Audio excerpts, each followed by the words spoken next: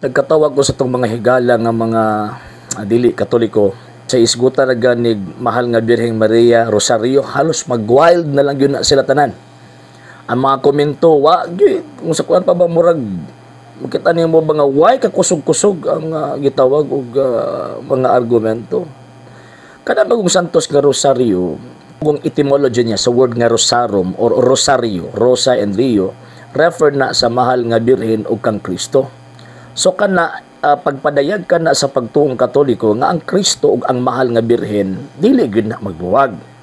Unya kun atong nabantayan or inyong nabantayan sa pag-ampo sa Santos nga Rosario, naa dinha kanunay starring ang mahal nga Birheng Maria ug ang Ginoong Hesukristo. Syempre, first himon gyud ang profession of faith mo nang naikredo. Then human ana ang unang pag-ampo, pagsimba sa Ginoong Diyos, mauning pag-ampo sa Paternoster or the Lord's Prayer. Then na ay 3 Hail Marys in honor sa Santissima Trinidad. Pagkahuman na himayaon na po ang Ginoong Diyos, ang Amahan, ang Anak, ug ang Espiritu Santo. Then after ana, mo na dayon tong gitawag og mga misteryo sa kasakit, sa tawag ining kalipay, ug sa kining himaya. So kining maong mga misteryo puro na nakasulat sa balaang kasulatan tanan.